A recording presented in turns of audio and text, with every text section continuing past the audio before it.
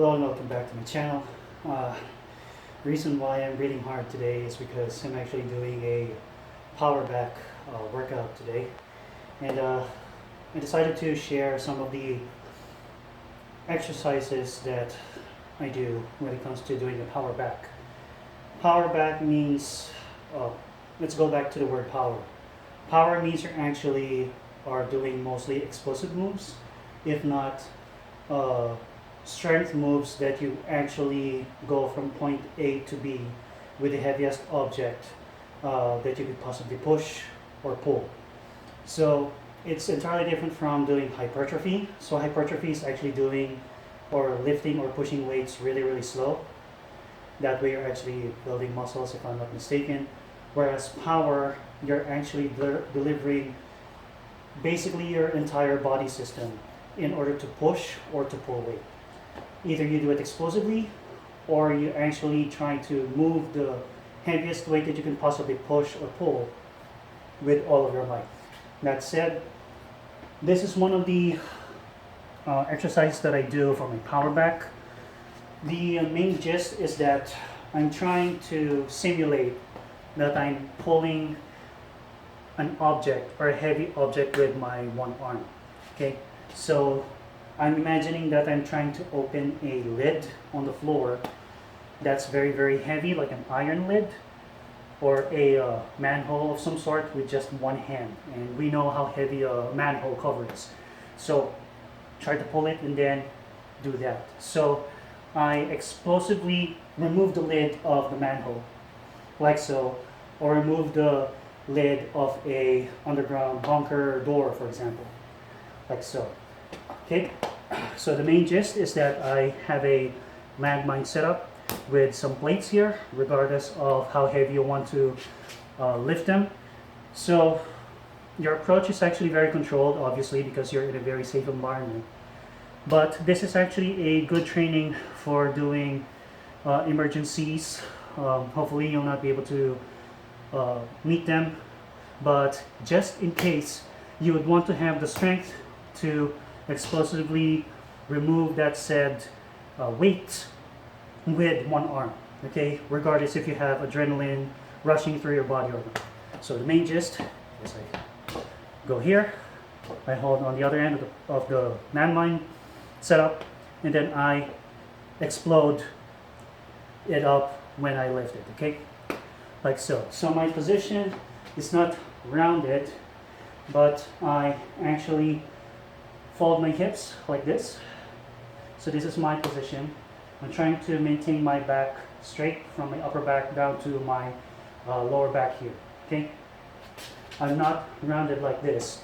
I deliver more power when my back is straight like this, okay?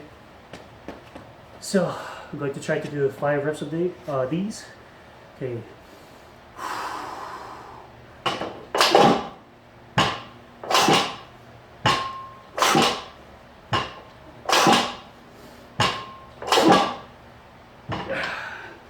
Like so. So that is one of the exercises that I do. Obviously you're going to do both sides, and as you saw, it's actually delivering power with it. Obviously, as I said, you're in a safe environment. You don't want to deliberately just pull your landmine setup all the way and then release it, and no one's going to catch it. You might break the gym floor if you're doing this in a public gym, or their plates, and you don't want to do that. That's very, very expensive to replace. And so that's the main gist. On to the next exercise. Now on this next one, you can decide to use a dummy, as I have here, but you can actually do this with a band or a cable machine in your gym, or if you really want to just focus on the muscle, the lat muscle in this case, because we're pulling like this around 45 degrees, so we're pulling something from where we're holding down to our hip in this direction, okay? Or if you dare, you can actually do it on a squat rack in your gym, preferably if the squat rack is actually filled with weights, because you're going to use it as your stand, or a post. a light post that you can do if you're doing this in a park. So, your main idea, as I already said, is that you're pulling something from where your hand is down to your hip on this side. So if you're doing this on your left side, obviously you're going to pull it from your upper left towards your lower left on the hip. The main approach is that you're doing some kind of clinch. For those of us who are practicing martial arts, we already know what the Muay Thai clinch is. So a lot of Muay Thai instructors would actually teach us that we overlap our hands like so, regardless of what hand is over or under. And then we put our thumb inside on one of those open palms and then overlap it with another palm, or another thumb rather, and then close them as we wrap our hands on the head of our opponent or our assailant, in this case my dummy. Okay? As we do that, we actually pinch our elbows inside like this, because we want to have our forearms as close to each other as possible. Main reason is we're actually pinching the arteries that are supplying oxygen to the brain. Okay, so that's the main gist. You want to have your opponent in a base. That way you're actually going to be manipulating them a lot easier when you're doing your Muay Thai clinch like this. Okay, at the same time you want to actually also pull your head toward your chest like so. So that way your head is above theirs, giving you more control over them, and that they'll be able, or they're going to have a hard time rather, to actually lift their head up, because there's also a saying where the body goes, where the head goes rather, the body follows.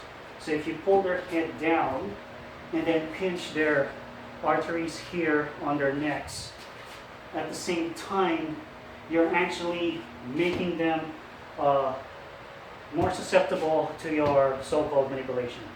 But in this case, we're actually going to alter that and just use one hand. Hence this motion that I explained earlier. As I show it on my right side so that you'll be able to see, say you have a pole or a squat rack which you can hold to, or a cable machine where you place a cable on top and you try to pull it like this. So same hand, same side. Meaning, whatever side of your foot is like this, very far, that's where you have your side to pull on, okay? So if I demonstrate it here in my left, it's going to be like this. You obviously don't want to extend your leg so far, but you want it to extend like in a normal level, like this, like around shoulder width apart. If you actually stand with shoulder width, twice 45 degrees, that's your stance. And then you try to be in place, like so, and then just pull with your hand, okay? Pull with your arm. Imagine that you want to have, in this case, the dummy's head down to your left hip, on my side, okay? Like so. Once you do that, you're actually activating the portion of your upper back here, as well as your left, right? Like so, right? There's a temptation to actually just follow. So your body rather would want you to do this. No, you want to actually be disciplined enough that you want to just have your hand, in this case my left hand, move the object toward my left hip. As impossible as it is, that's your goal. Alright? Like so. Okay? So if I do it on my right side here, so that you can see on the open area where my arm, what my arm is doing and where the object is going, okay? So I'm trying to pull my dummy's head to my right hip. Like so, okay? That's what you want. The reason why you want to do it alternately one side to the next and not doing the normal clinch is because of you're trying to strengthen the muscular imbalances between your left and your right.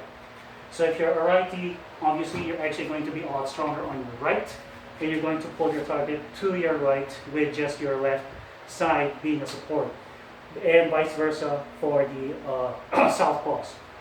But in this case, we're trying to cover the muscle imbalances. That way, you won't have any weak side per se, which is the reason why we're training this. See? Like so. And as you can see, we're doing this for time, for endurance. So if you can actually hold it for 5 seconds each on each side, and then alternately do it. That's what I'm doing. Up until your back muscles are fatigued, including the upper back and your legs, okay? Like so. Obviously, once you get the hang of this, you're actually going to go to another level where you don't want to clinch and then explosively pull them to you like this, okay? You don't want this. Although you want to do that in a real sense, but for training, you would want to be able to do explosive power or explosiveness pulling with either side, okay? You don't want to just rely on pulling with both sides. You want to pull it with one side, either way, left or right. Say, for example, this is my dummy. I've already done this, right? Like so. You would want to eventually do this. See, you want to explode, pulling, okay? One side.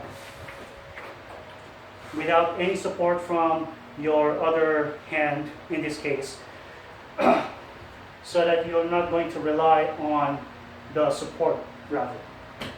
Okay? Like so.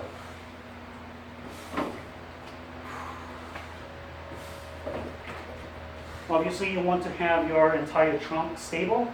You don't want to be pulled away by your force once you explode. As you have seen, you would want this dummy, the cable or the rack, to move, pulling to you, all right? You want to maintain the entire trunk as stable as possible. So do it on my right side here, like that, okay? Like so. On the explosive part, you would want to sink your hip as if you're trying to sit down on a stool, so that you're lowering your gravity, which actually helps in the explosive pull that you're doing with one side, okay? So you're not just doing that, you're actually aggressively pulling the object downward on a 45-degree angle, pulling them towards your hip.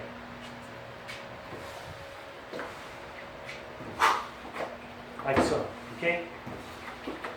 You would want that. Great.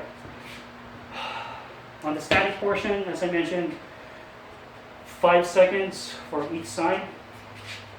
We're doing this static. Alternately,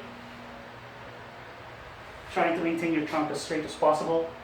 For the explosive, you'd want to, if you haven't done explosive pulling yet, maybe try to do 1 to 3 reps per side. Like so, right? 3, and then other side, 3.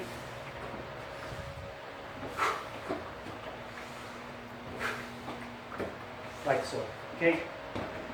For sets, maybe try to do it 1 to 2 sets for now, since doing explosive things is actually really, really taxing from the beginning, especially if you haven't done it before. On to the next exercise.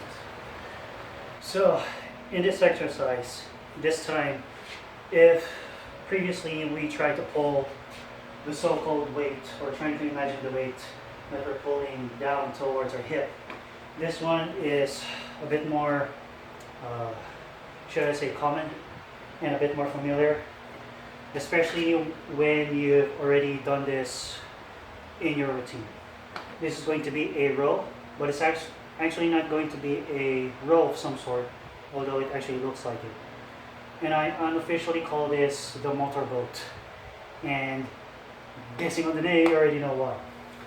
So, the main gist is that you might want to have a band to do this, or if you have just a dumbbell, instead of actually doing the dumbbell row with one foot, you would want to actually have your feet on the ground in an athletic stance, so your knees are slightly bent, and then you're going to be posting on a solid surface with your dumbbells dangling here at 45 degrees. And as the name implies, you're basically mimicking trying to turn on the motorboat, turn on the engine, okay?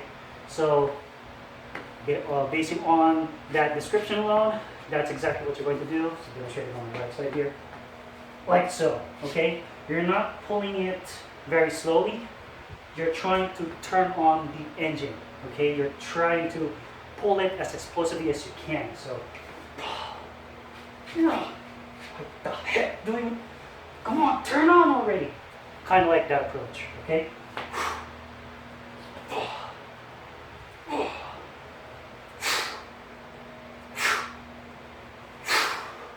So, and then after that, you do it on the other side.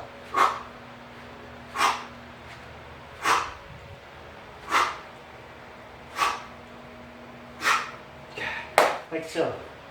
But that doesn't actually end there, because with this same angle, we can actually do what I call the archer's pull. The archer's pull is basically mimicking what an archer does with a bow when the archer is trying to shoot. So there are different ways where when archers pull their bows in order for them to shoot. But in this case, we're actually trying to mimic their motion from the ground as they try to pull them towards their eye level, okay? So that's the main gist that we're doing here. So we'll try to have this, basically like this. So, same hand, same foot, as I do it here. It's actually a lot more clear. So if you're trying to pull it with your right hand, you're trying to also splay your right foot back, just like what we did a while ago with the dummy. Okay, you try to pull it like an archer does. So if you want to mimic the archer where you extend your other hand in front of you, that's fine. In this one, you're not being explosive, but you're doing the normal row, except instead of trying to pull the band, in this case, or the dumbbell towards your hip, you're trying to pull it towards your rib, mimicking what an archer does when they pull their bowstring. Okay? Like so. You want to have your feet as stable as possible. You don't want them to pivot as you try to pull, because that's not what archers do. Okay? They are mostly focusing on arm and their back in pulling the bowstring. Like so. Oh, this is good. It not only focuses on back, your upper back and your lat, and your tricep and shoulder in this case, it also works on your core to help stabilize the pull. As you can see, even though this is actually power, I'm doing it as slow as I can, mimicking, imagining that I'm an archer, pulling the bowstring to load my arrow before I shoot. One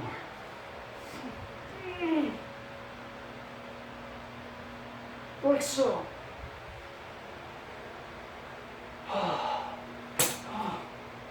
Obviously, if you're using a composite bow, it's going to be totally different but we're trying to mimic the old 17th, 16th century longbow, English longbow, of just the normal wood that they use, and then just a bowstring, and then just try to do the gruesome pull, and you'll be able to actually appreciate the strength of archers.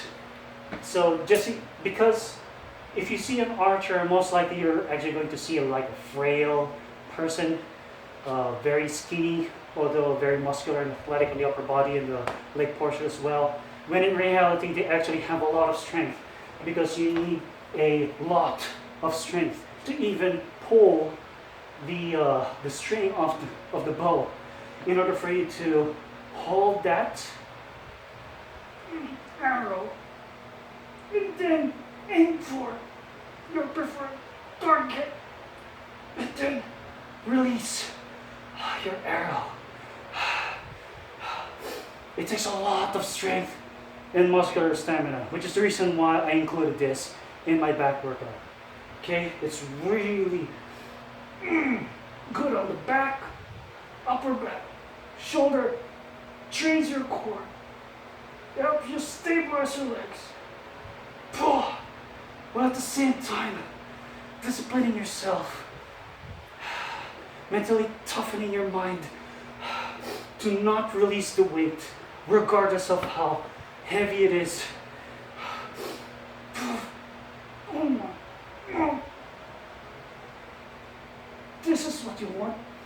Can hardly speak. Just slowly release.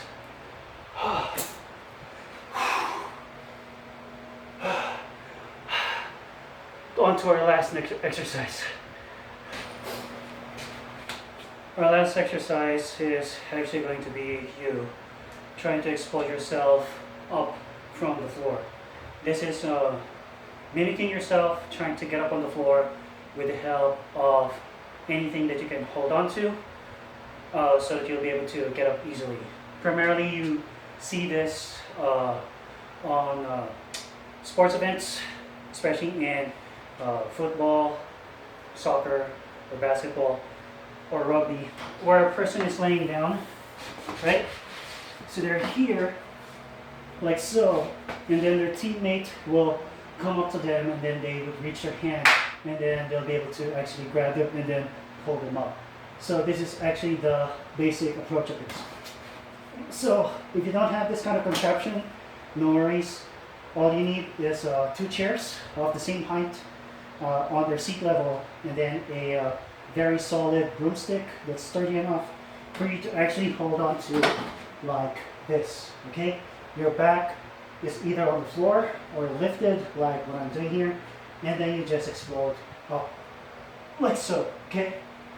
You're not basically doing your hip thrust, but you're focusing on pulling yourself, your upper torso back like this, okay?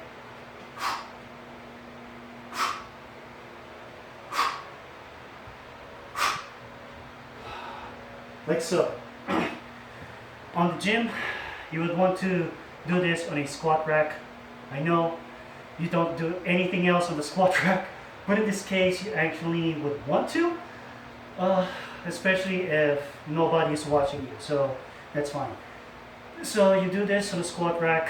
The barbell is on either hip level when you're standing up, and then just do this so-called pulling exercise. It not only works your lats, but your upper back as well as your grip strength, because you're explosively lifting off yourself from the ground, like so, okay? Like that, right? So those are some of the power back exercises that you could do, and including your back routine. Obviously I actually do them because they're very athletic. I lean more towards into the athletic stuff, not on the hypertrophy stuff. Hence the reason why I actually do the things that I do, because it actually matches my training schedule and my training regimen. So hopefully you incorporate any of them if you're interested in incorporating any of them to mix up your training routine, mix up your training schedule on your back day or on your pull workouts. Okay, always train safe, even in your gym or at home. And